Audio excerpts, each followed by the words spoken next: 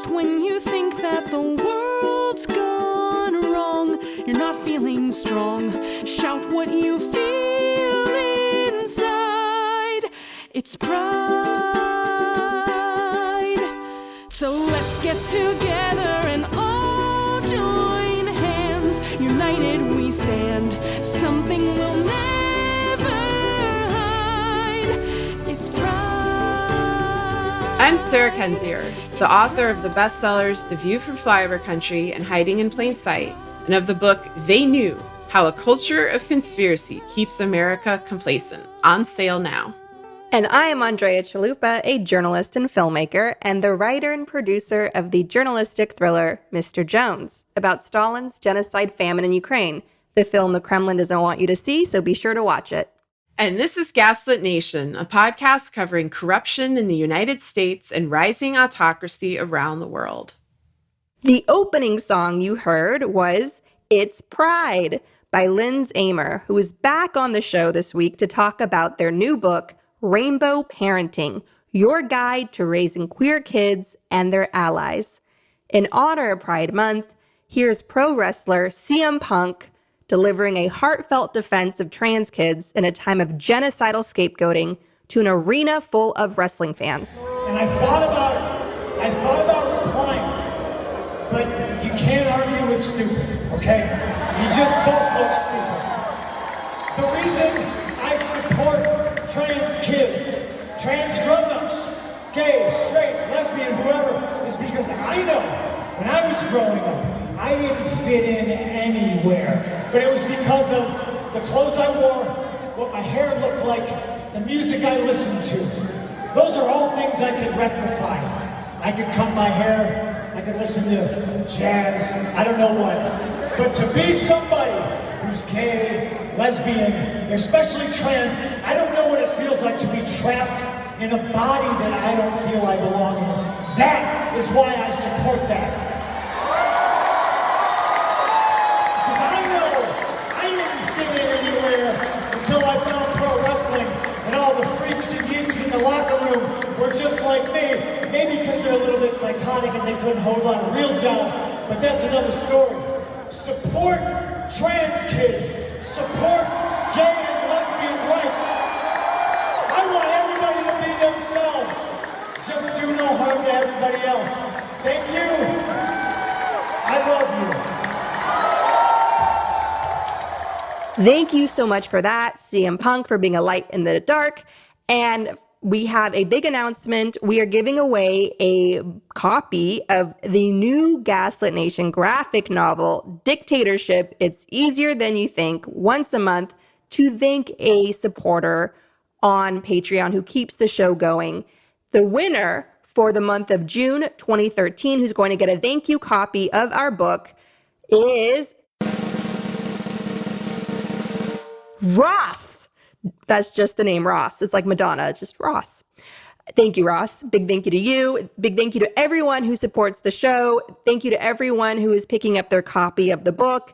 It's been #1 on Amazon in its category. It's been #1 in fascism, beating out, I think, the Unabomber and a bunch of other people. Reminder, next week there's a live taping of Gaslit Nation featuring Russian mafia expert Olga Lotman, who will update us on the Kremlin's spy activities in the West. You can get access to that by setting up to support the show on Patreon at patreon.com/gaslit. That's patreon.com/gaslit. At the truth teller level or higher, we'll send you access to that event the morning of the show. That is next Tuesday at noon. And that date, of course, is June 27th. And the show starts at 12 p.m. Eastern sharp. And again, you can get tickets for that by supporting the show at the truth teller level or higher on patreon.com/gaslit to see the live taping of Gaslit Nation featuring Russian mafia expert Olga Lotman. And we'll do a Q&A in the chat and we'll answer your questions. Thank you so much. All right. Well, this was a big weekend for us. Every now and again, I, go on to Twitter. I don't look at the news. I just look into my mentions. And then there's, person after person saying, oh, no, Sarah was right all along. Gaslit Nation was right all along. Andrea was right all along. And I'm thinking to myself, what terrible thing has happened now. And so the thing that we were right about all along, unfortunately, was Merrick Garland and the DOJ's attempt to run out the clock in order to let a mafia cult get away with numerous crimes, the most egregious of which is the attempted coup and Capitol attack of 2021, but also the theft of classified documents, many other illegal dealings with other mafia cults from around the world. We have many, many, many episodes about this. We just tweeted them out in a long list on our Twitter account, Gaslit Nation. There's also a greatest hits of Merrick Garland's greatest misses called Tweeter and the Monkey Man. Don't ask about the titles. Our Traveling Wilburys tribute. It was a tough time last year to be alone out there discussing this institutional failure. And so, you can check out that episode to hear excerpts from all the other episodes. But now we are no longer alone. There has been some new reporting from the Washington Post by Carol Leonnig and Aaron C. Davis, in which they gave, a little bit more interview and background into the claims that we were making based on observation alone. As we said many times, if it looks like nothing is happening, it's because nothing is happening. So these savior syndrome fantasies of secret indictments, or, this takes time, or this is just the way things are done when your country is attacked with a violent coup from within.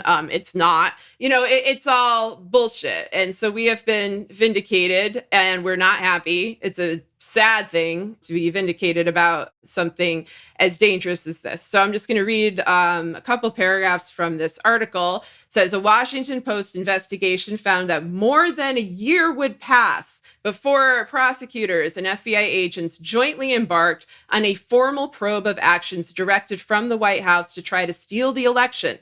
Even then, the FBI stopped short of identifying the former president as a focus of that investigation. A wariness about appearing partisan, institutional caution, and clashes over how much evidence was sufficient to investigate the actions of Trump and those around him all contributed to the slow pace. Garland and the Deputy Attorney General, Lisa Monaco, charted a cautious course aimed at restoring public trust in the department, while some prosecutors below them chafed, feeling top officials were shying away from looking at evidence of potential crimes by Trump and those close to him, the Post found. So just a couple comments on this paragraph alone and the kind of language that is being used. This paragraph itself is being very timid, being very cautious, because what so many, I don't even know if they're forgetting, they're just choosing to omit this information. When Trump was impeached for the second time, when he was impeached for the coup, he was impeached on evidence in the public domain alone, because the planning of this operation was so open and the perpetrators were bragging about it and planning it and putting it together, and Trump was there, and they were able to use, his tweets and his speeches and his presence. And even that impeachment at the time, we thought was very lackluster. They refused to call witnesses. They were ignoring the role of Roger Stone, Roger Stone, who famously said, if Trump doesn't win, there's going to be a bloodbath.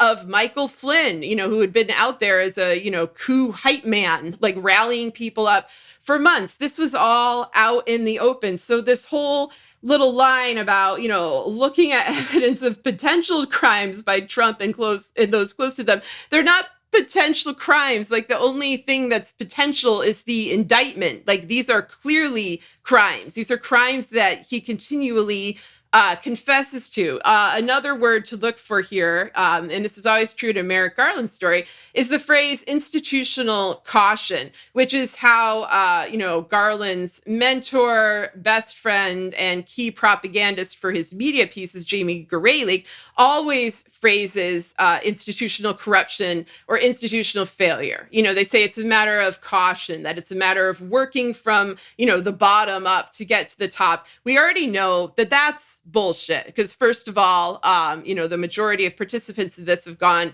free. But second of all, the one person that's been indicted at the top is Donald Trump, the former president of the United States. But the people most likely to organize a successor coup, a sequel to the coup, Stone, Flynn, Bannon, my guess would be Manafort having some kind of involvement, others like Lynn Wood, et cetera, they are all being ignored, and they are all involved, in new plots and in new plans, some involving Robert Kennedy Jr., some involving dictators around the world. They've continued to do enormous damage, and they are who I have always been worried about. As I've said many times, the biggest mistake you could make here is to say this is about one man and one day. This is about a network. This is about transnational organized crime. And that's why this other little excuse, that Garland's people seem to give to the Washington Post, that they're worried about appearing partisan. Like, this is the ultimate partisan action, is to be this plotting, this timid, this much of a liar when you're talking about evidence that we all saw on live TV and on social media in real time. We were all real life witnesses to this atrocity. So the idea that it was just too difficult for the FBI, for Christopher Wray, or too difficult for the DOJ and Garland to figure out the most basic, obvious crime, one which the perpetrators were all confessing to, is absolutely ridiculous. And the partisan action is protecting this institution, protecting the DOJ and its failures. And the DOJ, as we've noted, especially the FBI, has been primarily a Republican institution. It's been Republican heads of the FBI for decades on end. They've never had a Democratic leader. And many of those Republicans went on to work directly with the Russian mafia and with elements of transnational organized crime that Trump is also involved in. So, partisanship is not really the point here, but if it is a matter of partisanship, it's the other way. Very much like when James Comey threw the election to Trump by, shit stirring about Hillary, about a week and a half before that. So that's my thoughts just about these paragraphs. I know you have a lot to say about Lisa Monaco, the Deputy Attorney General in particular. So what are your thoughts, Andrea? Well, I want to just point out, just highlight some characters in all this. One of the reporters of the Washington Post investigation that shares the byline on this is, of course, Carol Leonnig. She is the author of Zero Fail, The Rise and Fall of the Secret Service, all about how the Secret Service is a ticking time bomb of a Trumpian culture, which allowed Trump to nearly violently overthrow our democracy. And these are the agents we're trusting with protecting the president of the United States and his family at a time, of course, when Russian agents are trying to destabilize the West in their war of fascism against democracy. There was a story that just came out in the New York Times saying how Russian agents tried to assassinate former Russian intelligence officer who became a CIA informant, helping the U.S. break up a Russian spy ring that was trying to entrench itself. It was like straight up out of The Americans. It was a whole Anna Chapman spy ring where they took on totally new identities, trying to blend in with the goal of recruiting new assets to spread their influence deeper and deeper and deeper. It was a very ambitious project during a time when the Obama administration promised a Russian reset. And so one of the informants who had flipped, he nearly lost his life. And where did the Russians feel emboldened to try to carry out this assassination? The answer is very obvious if you've been listening to the show for a very long time now. Florida, the haven of all that is messy and dictatorial. So obviously they felt emboldened because, as we explained in our big old Florida super special that we ran earlier in the year for our Patreon community, Florida has become a safe haven for a lot of Russian money. There is a community down there developed with Trump money that's become like a Brighton Beach of Florida, just like Trump's dad, Fred, developed Brighton Beach and got the Russians in there and enriched himself and his family, building up the Trump empire through Russian dirty money. Trump did the same by developing Sunny Isles, Little Moscow in Florida, There's a lot of like LLC owned mysterious apartments there, which are the Russian elite, all 6,000 of them laundering their money over in the Russian parts of Florida. And as a result, you see it as like a safe haven for wannabe dictators like Trump, like DeSantis, like Bolsonaro, like Bannon, the whole like Trump cult of the Kremlin caucus, the Republican Party of today, is camped out in Florida now. And that is where the Russians brazenly tried to assassinate a Russian officer who had flipped. And they were not successful, thank God. But that's also where Trump's court case is now going to play out in his first federal indictment with a judge, Eileen Cannon, that he appointed, who has shown loyalty to him, and she still has yet to recuse herself. And so Florida seems to be the center of gravity for corruption in America. If you're nervous waiting for that Trump case to play out in Florida, you have every right to be. As we keep pointing out, we've made correct predictions over the show, from our episode titled Robert Mueller Will Not Save You to Merrick Garland, Eyes Wide Shut. And we're going to tell you now, don't hold your breath with Trump being convicted and going to prison. Obviously, that would be a wonderful thing, and keep putting up the pressure and keep calling things out and pushing back against the cult of the DOJ on Twitter and so on. And I want to focus with this reporting that just came out specifically on Lisa Monaco, because I feel like she's an overlooked official in all this, because this isn't like a reality show of horror that we're all living. This is, there's huge stakes here. But Lisa Monaco, Deputy Attorney General, she is a key name. Michael Isikoff and David Korn, from their book Russian Roulette on Russia's attack on the 2016 election, where they helped bring Trump to power. I'm going to read now from insider.com, looking at that book, specifically where Lisa Monaco fits in when she was back in the Obama White House as a Homeland Security advisor. I'm going to read it now. The staffers on a cyber response team in the Obama White House were baffled when they were informed that they had been told to stand down in the response to what Russia was doing in our election in 2016. When they asked the cybersecurity director why they weren't taking action, Daniel, a guy at the cybersecurity team, reportedly told them that Susan Rice and the Homeland Security advisor, Lisa Monaco, were concerned that then President Barack Obama would be, quote, boxed in if news of their deliberations leaked to the press. Their deliberations were over how do we respond to Russia's attack on our democracy. And there's a lot of tension in the Obama White House over how do we respond to this? Do we deter the Russians with a show of force? Do we remind them that if they do anything to hijack our election, we'll destroy them? There's some sort of cybersecurity response during 2016 to show strength to the Russians, to push them off, to intimidate them back. And Lisa Monaco, who is a key subject in this Washington Post reporting that the DOJ slept going after Trump and his inner circle of insurrectionists for January 6th, Lisa Monaco was firmly on the side of doing nothing, of essentially appeasement. I'm going to continue reading now. A source familiar with the matter did not contest the characterization, but said the Obama administration, quote, timed its response so as not to provoke the Russians into materially affecting the outcome of the election. Dumb as hell. In Russia, you push, and the more weakness you find, the deeper you push. You will never, ever, ever contain the Russians with appeasement, by being chill. They only respond to strength. I'm going to keep reading. The White House's internal struggle over how to address Russia's election meddling has been well documented. Last year, the Washington Post reported that when they were faced with the question of how best to respond to Russia's meddling, one senior official told the outlet, I feel like we sort of choked.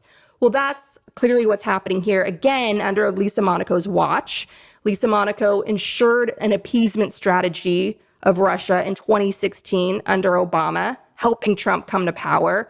And Lisa Monaco ensured an appeasement strategy under Biden, thwarting a meaningful investigation of Trump and his inner circle. Jack Smith, of course, may hit Trump with his first conviction, but Bannon, Stone, Flynn, Manafort, the whole Kremlin clown car, they're all still free. Yeah, no, I feel like she's been, a very undercovered person in this. It's interesting to me that, we have all of these terrible people, all these people who have failed our country, with Merrick Garland, Christopher Wray, Lisa Monaco. We have others in other branches. We have Louis DeJoy, who we've gone over many times, about that Biden can fire him by rearranging the board of governors. And they stay there. Monaco is somebody who, according to the Washington Post, began her career as a staffer chosen by Biden for the Senate Judiciary Committee. And then she rose to be the chief of staff to Mueller before going on to work for Obama, as Andrea just described. And so, this is a insider with a lot of ties to a lot of administration's worst decisions, and who has proven herself to be dangerous, like a internal threat to the country from within. And I think that there's this perception that inertia can't be a threat, that timidity can't be a threat. But when the other side are accelerationists, when the other side are emboldened by inaction, and we have seen this for decades on end with Trump, like as we've noted many times, we're on the 50th year of the Department of Justice investigating Trump, but failing until very recently to indict him. The more inquiries there are that are ignored or that are unfulfilled or decontextualized or so on, the louder and bolder and crueler these individuals are. And so there's talk right now. Some folks, I think, they see the Washington Post expose as a kind of DC code public signaling for Biden to fire Garland and Monaco and others. We've been calling for him to get rid of Garland since 2021, because all of this, everything you are seeing in front of you, was obvious from about May 2021 going forward, because a attempted coup, an attack on the Capitol, is one of the most serious things that can happen in a country, one of the most serious crimes. And it is so important that it is immediately prosecuted because of, plans for new attacks, because of collective memory, because of setting a precedent. Like, they've already set a precedent that if, another group of individuals were to do this again, they're going to be like, it's not really that big a crime. Like, the DOJ didn't act upon it. We've seen people questioning their own memories because of this timidity. One of my fears is that if Biden actually does get rid of Garland and Monaco, which in many ways he should, I think he's just going to replace them with similar types of people, with other corrupt institutionalists whose role is to, bury these crimes because they implicate the institutions themselves. This is not just about Biden, just as it's not just about Trump. This is about decades and decades of failure to contain criminality and to contain the infiltration of American institutions, with mafia actors and with, corrupt plutocrats and all the other, topics we discussed in the show. And the less that they were contained, the more extreme they became. We got more white supremacists. We got more, violent radicals, more Bannons. These are all people who are out there, by the way, armed with classified intelligence, national security information, and alliances with dictators around the world with whom they can trade this information. So we've been, dealing with a very serious national security threat for a very long time, since before Trump, but certainly accelerated once he got into office, and certainly after he led an unpunished coup and then declared candidacy. And they basically just sat back and said, that's fine. Vote out the mafia, like vote blue, vote out the mafia. Like, you can't vote out the mafia. You can vote, and your vote will have an effect, certainly for down ballot races and things like that. But this problem is deeply entrenched. And so I don't know what they're going to do. One of my fears is that the Jack Smith investigation, basically I see him as a hired hand who actually did the job that somebody should do when they are hired to be a special counsel. He moved quickly. He issued subpoenas. He forced people to answer them, and he indicted. So this shows yet again that, yes, this is a choice Merrick Garland has made. He chose not to investigate, not to be aggressive, and not to protect our country, not to protect our people. When they put in Smith, I think that was part of the general tactic of running out the clock. It took him a while to get back from the Balkans and to even get started. But once he got started, he moved relatively fast. I think there's a decent possibility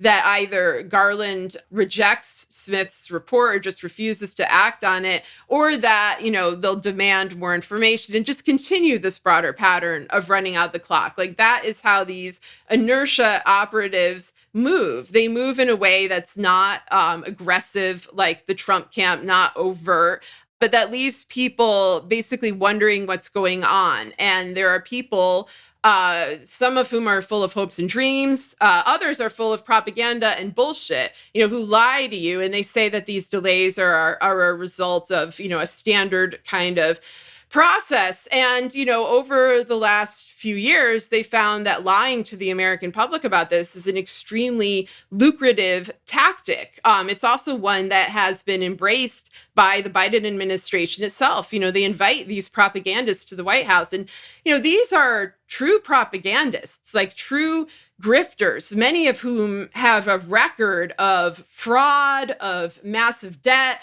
of being embroiled in lawsuits, etc., that stretches back decades. Grifter is their occupation, and, being a cheerleader for the DOJ is just their current iteration. These are all people who worked in different careers beforehand, generally don't have any particular legal expertise, but do have a history of fraud, and this would include like Occupy Democrats, the Krasenstein brothers, Mueller, she wrote, who was debunked on a long thread that actually left out some of the lawsuits that they're facing. This may sound, controversial, but, I'm out of fucks to give because they are out of valor to steal. Like, they have stolen enough. They have lied enough, and it is time for everyone to set it straight. I want to just point out really quickly what the pushback against this is, right? The DOJ cheerleaders on Twitter who like to yell at us for being doom agents and Russian agents and all that stuff. So what their position is that the Durham report intimidated everyone from doing anything. And it was just the scary authoritarian power grab within the DOJ. But guess who agreed to finance the Durham report with our tax dollars? That was Merrick Garland. Merrick Garland could have said, no, this is ridiculous. There's no merit there. And he decided to go forward with it. And the Durham report ultimately was a Fox News weaponization of our DOJ. And Merrick Garland allowed that. And this is the same sort of catering to Nazis that allowed the actual Nazis back in 1933 Germany to turn Germany into a dictatorship within 6 months. What do you think the Nazis did first? They took over the legal system. That destroyed the chance of any brave lawyers from getting any justice, any accountability, and meaningful investigations, obviously, as the concentration camps were being built immediately when Hitler became chancellor. So the Holocaust began with the Nazis taking over the legal system. And that's allowed to happen because of this appeasement mindset that if we're just catering to bullies, the bullies will be satisfied and suddenly be nice to us. And that's simply not how it ever works. It doesn't work that way in your personal life. It doesn't work that way when you're combating encroaching authoritarianism. So Merrick Garland has to go. The 2024 election is about to heat up. What Biden must be pushed on, especially with this reporting coming out. And this is from Carol Lennick. Like, she's one of the best journalists that we have out there. She's the one that's been covering a lot of the rot across the security forces of the U.S., including, of course, the Secret Service, like the Trump cult that is in law enforcement, this whole civil war between the mostly bad guys right now in law enforcement, Christopher Wray's FBI, the Federalist Society, the Trumpians in the Secret Service, and so on. And I'm sure there are good guys in there, good women pushing back, taking great risks, and so on. And so what the big question that needs to be on Biden entering 2024 and throughout the election is, will you appoint a new AG? Will you appoint a new attorney general? And he has every right to do that. Just in a generous point, these jobs are very hard. So there is changeover if Biden were to get a second term. It's very normal for a reshuffling of cabinet positions and so on. So the big pressure has to be on Biden to clean house and to get a more effective attorney general that meets the moment. And I'm sorry, we have to end there. We have to jump to Linds Amer. And now here is our interview with Lindz Amer. Linds makes queer stuff for kids and families. They started on this wild and winding career path when they created Queer Kids Stuff, an award-winning original LGBTQ plus educational web series for all ages that has reached millions of families. They perform at libraries, schools, and theaters all over the world, spreading queer joy and working on numerous projects that bring queer and trans representation in mainstream children's media. In 2019, they gave a viral TED Talk on the importance of talking to kids about gender and sexuality. They currently write for preschool television and also host the parenting podcast Rainbow Parenting, as well as Activist You for kids, featuring interviews with youth activists. Their work has been featured by Good Morning America, Kids Screen, Teen Vogue, and Parents Magazine. Linds Amer is here to talk about their new book, Rainbow Parenting, your guide to raising queer kids and their allies.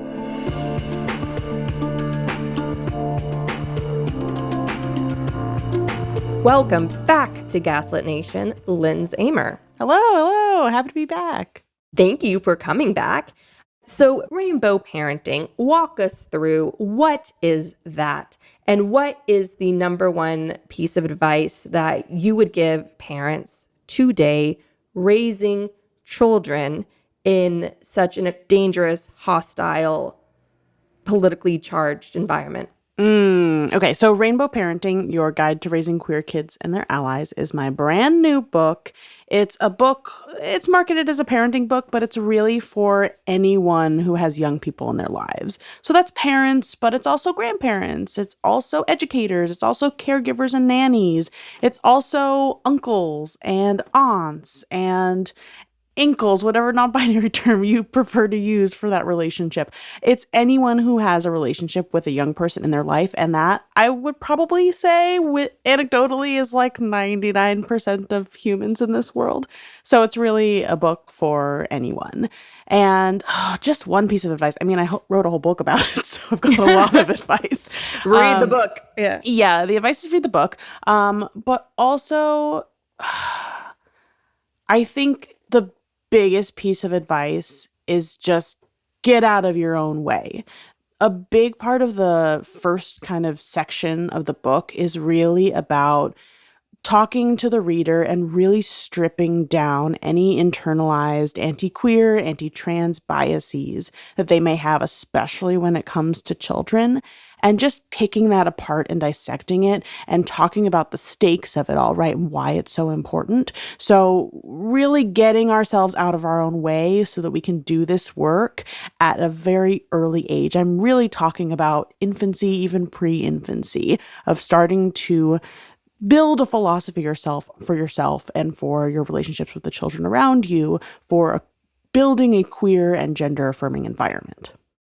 In terms of raising children today in this environment, as somebody that has studied genocide, Putin's genocide in Ukraine today and Stalin's genocide in Ukraine in 1933, genocides always begin with scapegoating, hate speech, hate rhetoric, hate propaganda. And that is very much the genocidal language I see across the far right, even so-called moderate options to Trump himself and DeSantis, like a Nikki Haley. Like it's straight up genocidal. Like a Governor Youngkin of Virginia. Like the Republican Party establishment is trying to lay the groundwork out in the open for a genocide of LGBTQ people. And they're using children as sort of like this very vulnerable group to do it. And they admit to doing it. Like it is very much a strategy that they are open about employing. My God, like what do you have to say to that? And what do you say to parents who are just absolutely sleepless over this? Yeah, absolutely. There's a lot to say. I'm Jewish, so Oh dear. Okay, so you get it both. Yeah, so the understanding of genocide has been, I mean, that's generational trauma in my culture, right? That's something that we talk about every year, Passover, and talking about the enslavement of the Jewish peoples in Egypt, and talking about the Holocaust, every Sunday when I went to Hebrew school growing up. My education and like cultural background of just kind of understanding how that has impacted one piece of my identity, right, over centuries. But, this idea of how this has proliferating for the trans community in particular, and the targeting of children within it. Because it's not like we're being forced into concentration camps. That's not kind of what it looks like in our modern society at the moment, right? And that can also look other ways, but that's a whole other can of worms. But I think when we're talking about genocide and talking about kids and transness and queerness, we can look at the lack of access to healthcare, gender affirming healthcare for young people, and look at the statistics on mental health for LGBTQ plus youth, for suicide rates for LGBTQ plus youth, and unhoused rates for LGBTQ plus youth. And the murder rates of LGBTQ plus adults, right? Like, these statistics have not gone down in the decade plus that we've been seeing research on it from places like GLAAD and the Trevor Project and the Human Rights Campaign, right? So genocide in this day and age, when we're talking about this topic, doesn't look like Holocaust death camps. It looks like LGBTQ plus youth who are dying by suicide, and that being essentially forced by the legislation around them, and the lack of support and the lack of knowledge from the adults around them who continue to perpetuate these rigid gender binaries and not accept the LGBTQ plus youth in their life. And it's not even just about whether or not you are accepting of LGBTQ plus young people. It's about affirming and supporting them and helping them navigate a world that is not built for them, right? And so that is kind of like the next level tier that I try and kind of take people to in my book of like, okay, it's great that you're accepting and supportive, but you shouldn't be coming to me when your child comes out to you and asking me how you can be validating and supporting of them, because at that point, you're already kind of too late, actually. And you're having to do a lot of the legwork to help them in their mental health journey when you could have kind of avoided it altogether by being in conversation with them from infancy about the possibilities for who they could become, right? Because we're not seeing it in media. We're seeing it in a lot of picture books, and books are kind of where LGBTQ plus representation is starting to saturate, which is fantastic. The books that are getting banned. Books that are getting banned, 100%, and that's another side of it. But I think that the work I'm trying to do in rainbow parenting is kind of like a little bit of like a loophole to a lot of this legislation and an antidote, right? Because it's really hard to ban a book for adults, because I'm not trying to get into school libraries. I'm trying to get into the librarian's brain, right? I'm trying to get into the parents of the school where the education is getting banned and say, okay, if the school is not supporting you, if the school is not providing that information, I can help you do that in your day-to-day life. And it takes a very specific kind of parent and person to want to go down that journey, but I'm trying to make it as easy as possible to make those ideas accessible so you can do it wherever. Thank you so much for doing that. And in terms of helping during infancy and having sort of that parenting from the get-go, because obviously society's not going to do it, media's not going to do it, what are some steps that parents can take, and how can you encourage them to have such an open mind when they themselves maybe weren't raised that way? What could you arm parents with to sort of get grounded in having that space for their child growing up if they themselves did not have one? Yeah, I think first and foremost, it's about getting out of your own way. It's about thinking deeply about your own gender and reconciling with these anti-queer and anti-trans biases that are ingrained in us from the get-go. I mean, think of how surrounded we are, even from childhood, with cisness and heterosexuality. Every Disney movie, every fairy tale, every piece of media you absorb as a young person, everything is so focused on cisgenderedness and heterosexuality, and that being the only possibility for how you can grow up and who you can be, right? So I think it's a lot about recognizing that and recognizing that imbalance and figuring out like, okay, what can I do in my life to recenter the framework to show the full diversity of possibilities for young people. So I think it's recognizing that, becoming aware of that, understanding and reckoning with your own gender, with your own relationship to sexuality. And then we can start kind of talking about how to build a queer and gender affirming environment for a young person that shifts this kind of center of gravity, right? Away from only heterosexuality, only cisgenderness. And I think a big part of the book is just the tone, right? Of just being warm and inviting and making these ideas easy and accessible. They're not these big taboo topics. They're actually something that kids can already do understand and can understand when you have someone like me who's been doing this for a long time who can give you some nudges and the language to approach it in a way that's age relevant to a child. And I think part of the kind of like philosophy of getting into it is it's okay to make mistakes. No one's going to be perfect in this. We have to model vulnerability within this because I think that that's something that gets people overwhelmed and like anxious about these conversations, because they think that they have to be perfect at it. They can't make mistakes. They can't show their fallibility to a young person. And I say, you know what? We're at the point in society where there's too many barriers to entry, and we just need to be talking about it. And that is like kind of the bare minimum we need to get to be able to change things, right? So I'm saying, like, get out of your own way, get out of your head. You don't have to know everything. If you don't know something, why not go on a journey of curiosity with your child? And that strengthens your bond first and foremost, and you're learning something together. And I think that that's pretty cool, and it takes the pressure off of it. It doesn't have to be this big thing. I was at an event last night and I answered a question from a grandparent who was like, oh, like when I'm like, talking to my grandchild about wanting cookies, I say, here's cookies, here's milk. Your grandma, she made these for you. Her. Grandma uses she, her. And she was like, do I have to do all that and like do all that gender stuff? And I was like, yeah, why not? And I think that's my response to a lot of it is like, yeah, why not? What's the harm? Like, why? What's the big deal?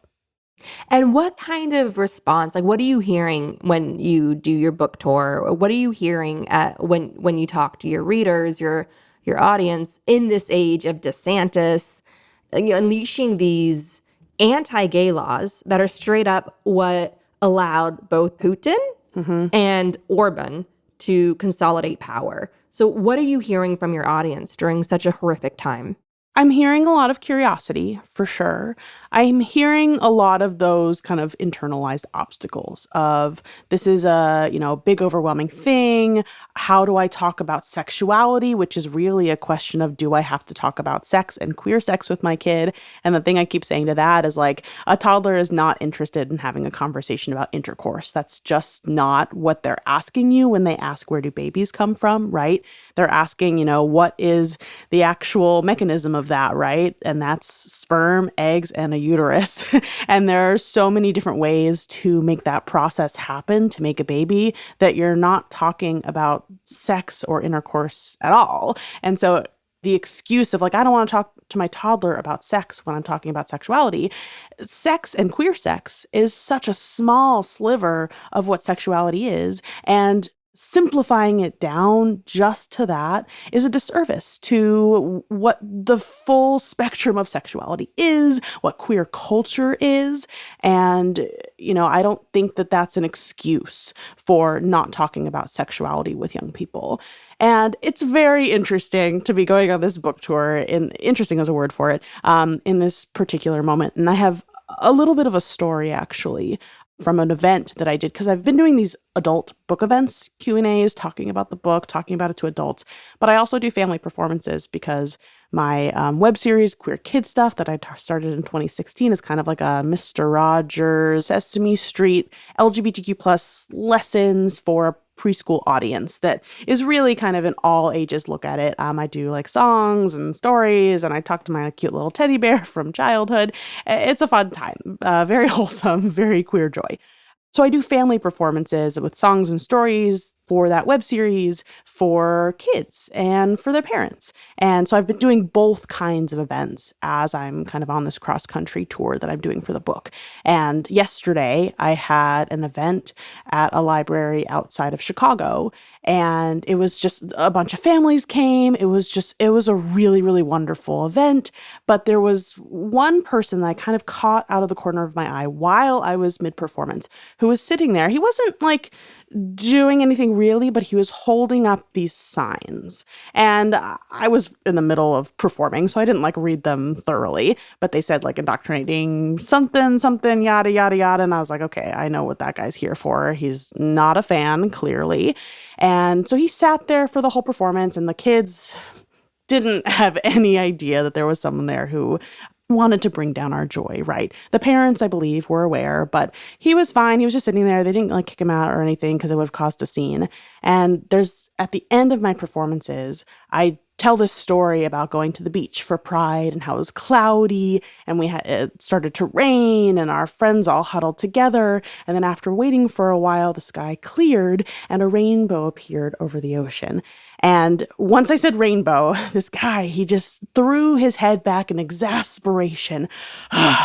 And he started saying stuff about what is a rainbow, and someone yelled pride, and he was like, no, it's God's gift, and started going off and heckling me essentially.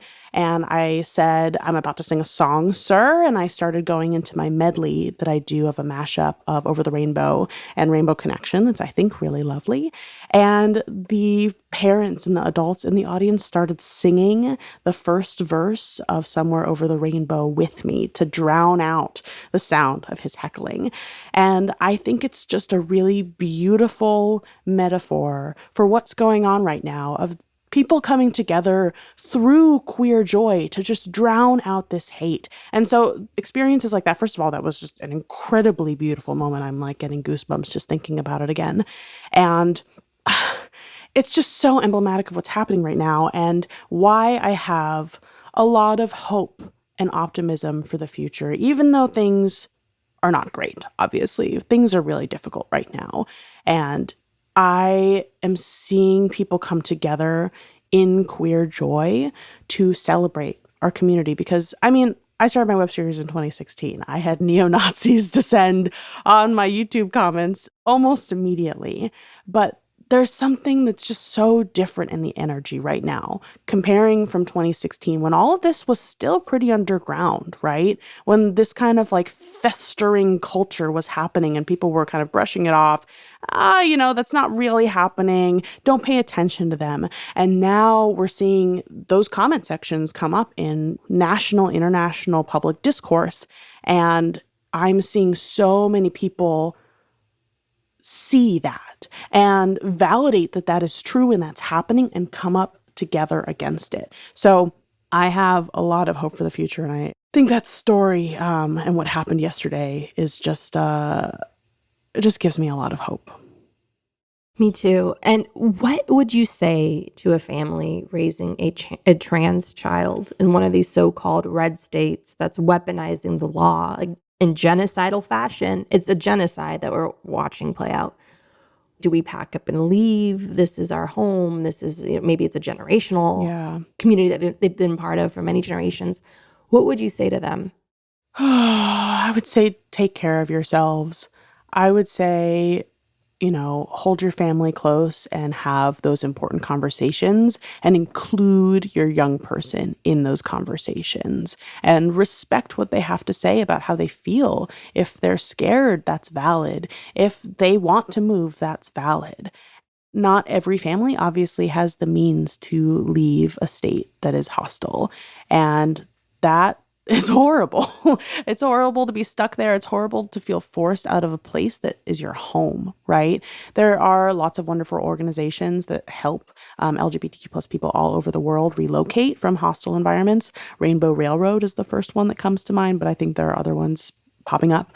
So I would say look for your community, look for your people, and take care of yourselves, and try to do what you can to protect your family, because it really is, especially in states like Florida and Texas, these are places that are not safe for LGBTQ plus people trans youth in particular. And I don't want to see trans kids be taken away from supportive homes, right? That's what breaks my heart.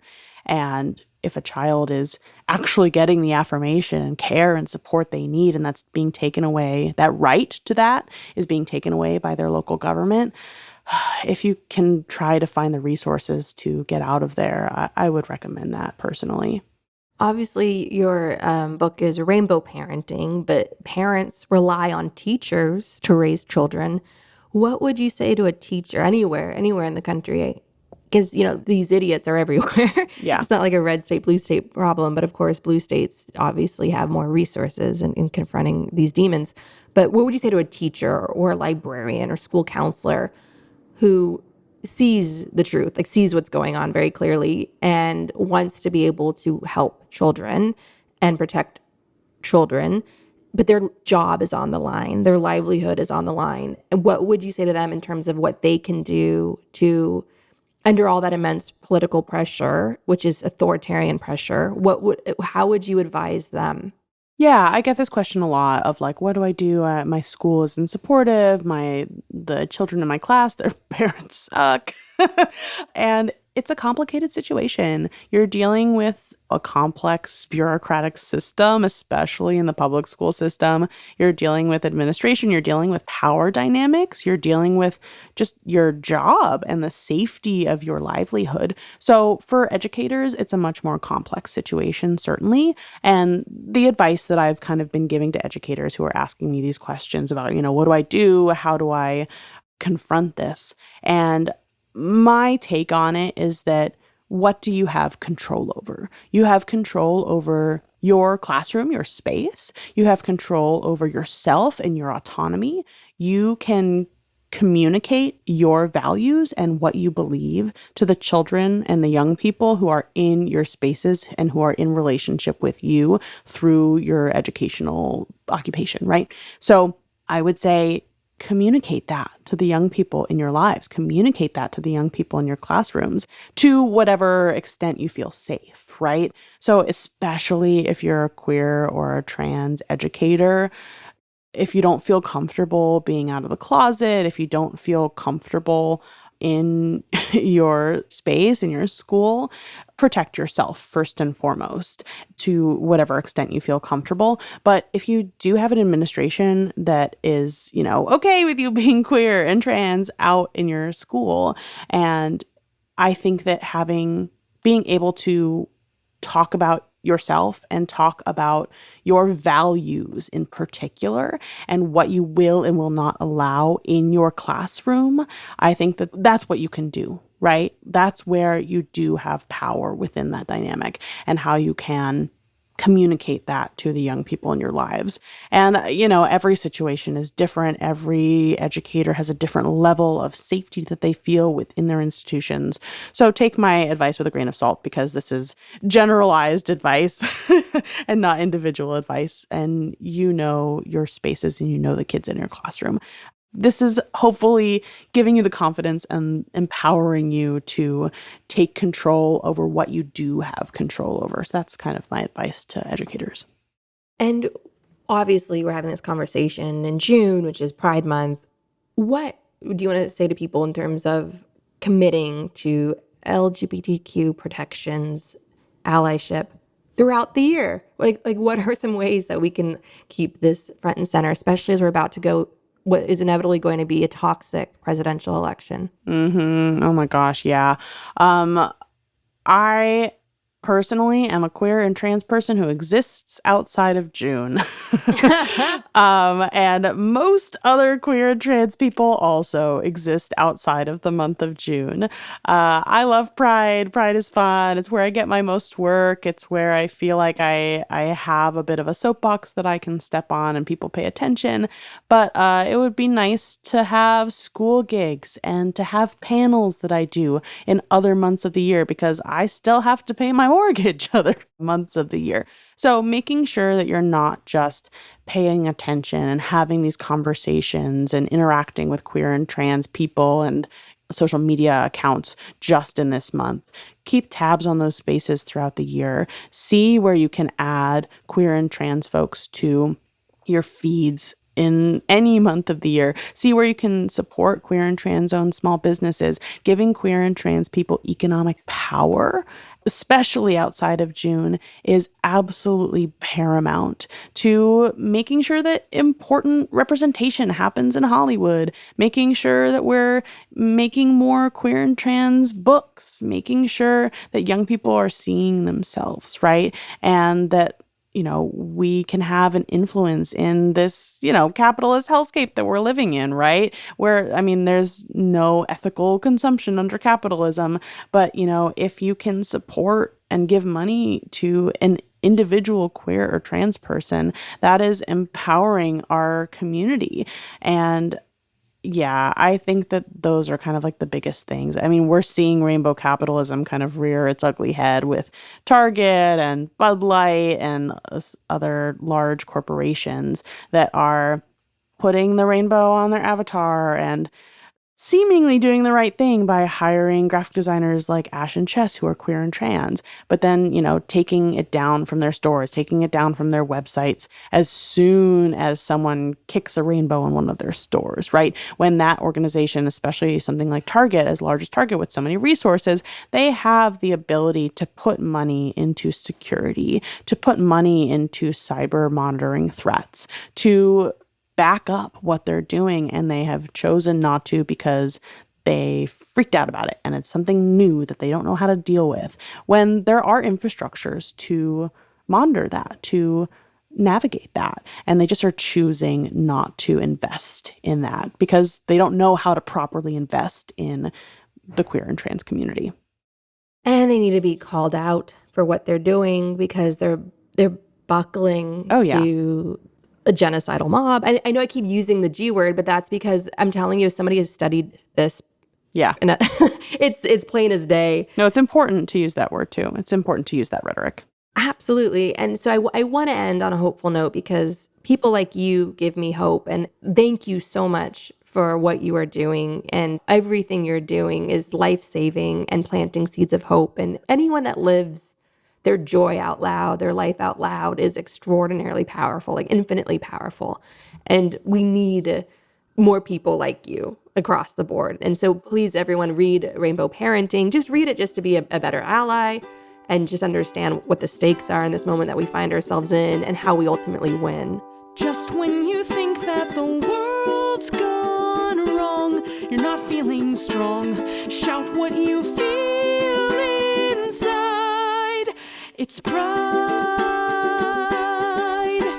Summer has come, it's that time of year to be happy and queer. Put all your fears aside for pride.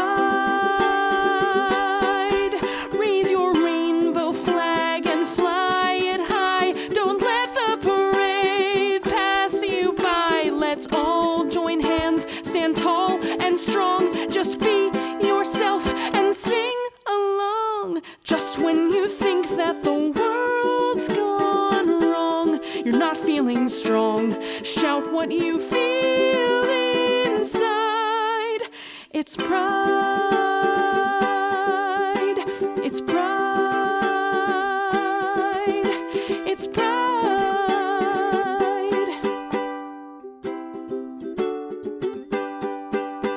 And sometimes you might mope with all there is to cope with, but the community's here. We're happy and queer. We stand up and fight for our rights, so the future is bright. It's bright. So let's get together and all join hands. United we stand. Something we'll never hide. It's pride. It's pride. With pride. It's pride.